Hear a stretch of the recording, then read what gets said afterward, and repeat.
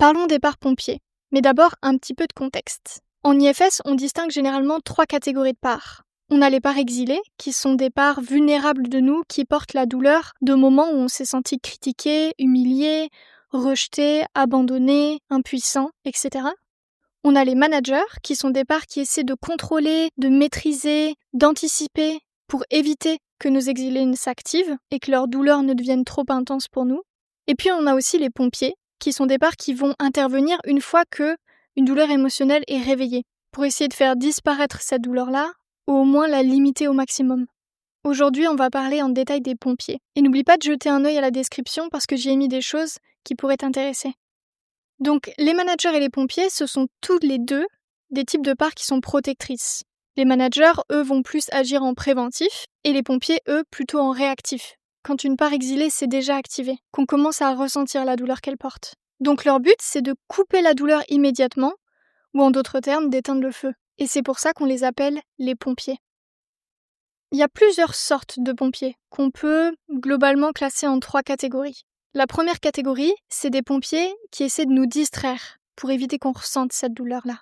Ça peut être par exemple une part qui nous pousse à scroller sur notre téléphone, pendant des heures. Ça peut aussi être une part qui nous pousse à manger généralement gras et sucré.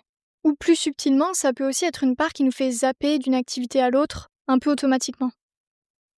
On a aussi des parts pompiers qui sont plutôt impulsives ou explosives. Par exemple, une part de colère qui, quand elle prend un peu le contrôle, fait qu'on se retrouve à hurler sur nos enfants, notre conjoint, etc., etc.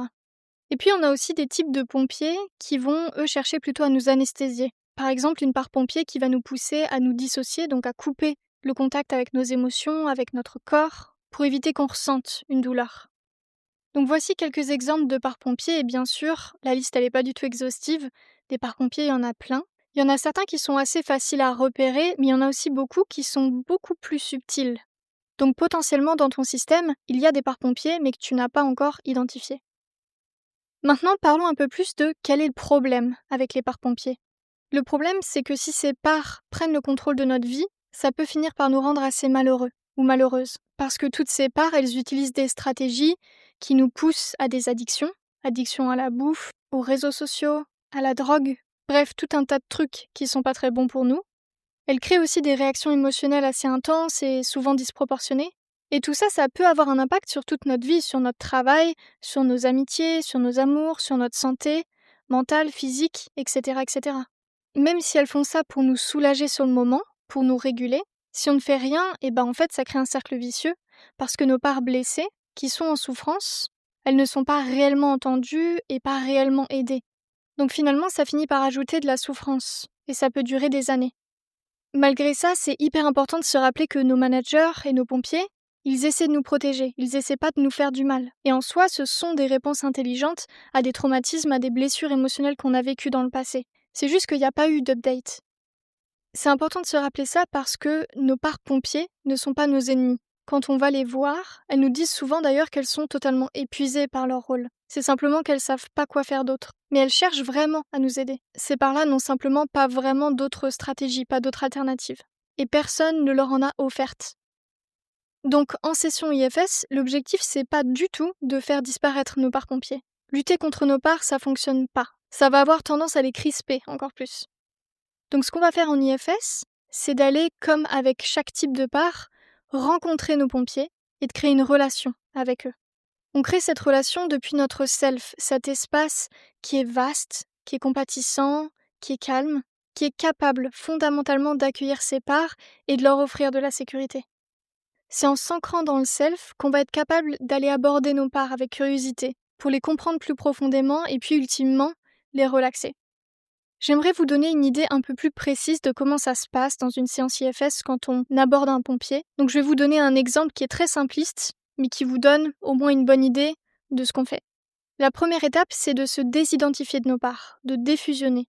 Quand on est fusionné avec un pompier, il envahit notre expérience. C'est lui qui s'exprime à travers nous, qui contrôle, et c'est difficile d'avoir du recul. C'est un peu comme un objet qui serait collé près de nos yeux. S'il est aussi proche, on ne peut pas vraiment percevoir sa forme. On a besoin de le reculer, de créer de l'espace pour vraiment percevoir cet objet, comprendre ce que c'est. Et avec une part, c'est pareil. Par exemple, si on contacte un pompier qui est colérique et qu'on commence à s'en désidentifier, à défusionner, à voir cette part comme une part et pas comme l'ensemble de nous, on pourrait commencer à remarquer un peu plus clairement que cette part, on la ressent comme une émotion de colère, mais aussi comme une forme de tension dans la poitrine et de chaleur dans les bras. Peut-être même qu'en explorant, on pourrait voir qu'on a cette voix intérieure qui nous dit ils n'ont pas le droit de nous parler comme ça. Ou alors si on contacte une part pompier qui nous anesthésie, et pareil qu'on défusionne de cette part, on pourrait remarquer un peu plus clairement qu'on a un sentiment de vide, ou peut-être même l'image d'un mur ou d'un voile. Donc cette première étape, elle nous permet de commencer à percevoir beaucoup plus clairement nos parts. Et ça nous mène à la deuxième étape, dialoguer. Parce que depuis le self, on va pouvoir commencer à dialoguer avec nos parts pompiers. On lui demande ce qu'elle ressent, quel est son rôle, ce qu'elle cherche à protéger, et souvent, nos parts pompiers, elles répondent. Elles nous disent parfois très clairement ce qu'elles cherchent à faire. Elles peuvent par exemple essayer de protéger un exilé qui ressent de la honte, ou de l'abandon, ou de la tristesse, bref, des fardeaux émotionnels qui sont parfois hyper intenses. Donc en dialoguant avec nos parts pompiers, on va mieux les comprendre elles, et puis on va aussi comprendre quelles sont les parts exilées qu'elles essaient de protéger. Et puis la troisième étape, c'est de valoriser, de montrer à nos parts pompiers qu'on les accueille, qu'on les apprécie telles qu'elles sont. Parce que quand une part se sent comprise, se sent vraiment accueillie, c'est là qu'elle commence à relâcher sa vigilance. Et si elle accepte, on peut continuer le processus et aller rencontrer nos parts exilées. Travailler avec les exilés, j'en parle dans une autre vidéo, donc je te mets la petite fiche juste au-dessus.